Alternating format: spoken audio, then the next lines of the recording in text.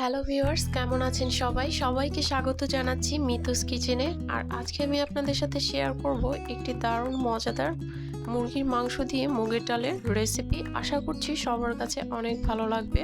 So ভিডিওটা skip না করে দেখতে থাকুন।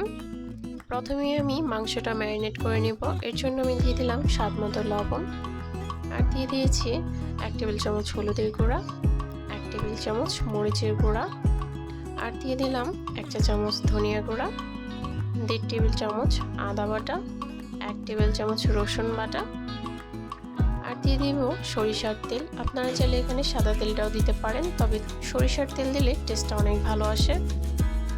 এখন আমি এগুলোকে খুব ভালোভাবে মাখিয়ে নিব। আর তারপর যদি আপনাদের হাতে সময় থাকে অবশ্যই 1 ঘন্টার জন্য ম্যারিনেট করে এটাকে রেখে দিতে হবে, তাহলে কিন্তু মশলাগুলো খুব ভালোভাবে চিকেনটার ভিতরে ঢুকে যাবে। আমি কিন্তু 1 ঘন্টা পরে এটাকে রান্না করেছি।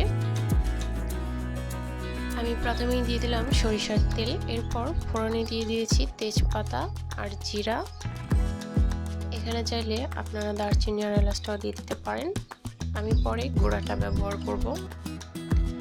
তারপর আমি পেঁয়াজ কুচি দিয়ে পেঁয়াজগুলোকে হালকা ভেজে তারপর আমি চিকেনটাকে এখন খুব ভালোভাবে ভেজে নিব।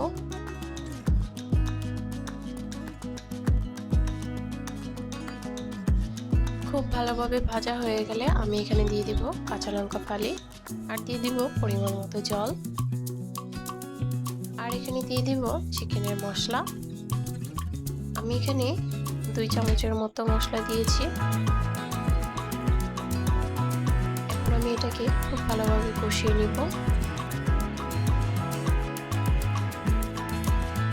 আর সবশেষে আমি এখানে দিয়ে দিয়েছি 1 টেবিল চামচ গরম মশলা গুঁড়ো আর 1 চা চামচ জিরা গুঁড়ো। তারপরে আরও 5 মিনিট রান্না করে নিয়েছি। এখন কিন্তু আমার এটা কমপ্লিট। আর এখন আমি ডালটা ভেজে নিব। আমি এখানে 1 পা ডাল নিয়েছি। ডালটাকে খুব ভালোভাবে ভেজে নিতে হবে যেন কাঁচা স্মেলটা না থাকে।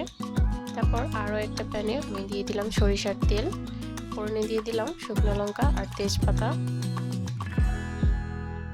শুকনো লঙ্কা আর তেজপাতাটা হয়ে গেলে আমি এখানে দিয়ে দিলাম জিরা আর পেঁয়াজ কুচি। আমি এখানে খুবই অল্প পরিমাণে পেঁয়াজ নিয়েছি, আর পেঁয়াজটাকে খুব ভালোভাবে ভেজে আমি এখানে দিয়ে দিলাম আদা। তারপরে দিয়ে দিলাম ডালটাকে আমি আরও একটু ভেজে নিয়েছি 3 মিনিটের মতো। তারপরে এখানে পরিমাণ মতো জল দিয়ে দিচ্ছি।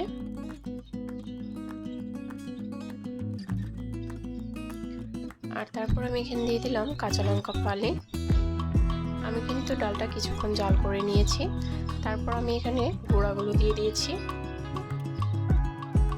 গুঁড়াটা আপনাদের পরিমাণ মতো দিবেন। আমি এখানে 1 চা চামচ হলুদ গুঁড়ো আর 1 টেবিল চামচ লঙ্কার গুঁড়ো আর স্বাদ মতো লবণ দিয়েছি। আর ডালটা যখন হয়ে আসবে তখন চিকেনটা দিয়ে দিতে হবে।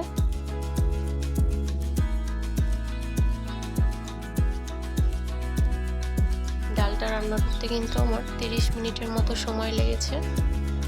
তারপরে কিন্তু আমি চিকেনটা দিয়েছি। তারপর আমি এখানে দিয়ে দিলাম গরম মশলা গুঁড়ো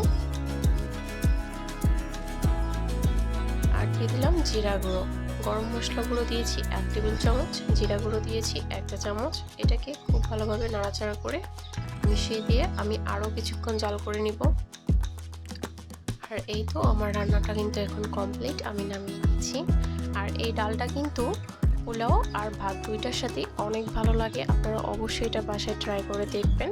আর যারা এখনও আমার চ্যানেলটি সাবস্ক্রাইব করেননি অবশ্যই সাবস্ক্রাইব করে দিবেন এবং অল নোটিফিকেশন অন করে দিবেন। দেখা হবে নতুন কোনো ভিডিওতে। সবাই ভালো থাকবেন।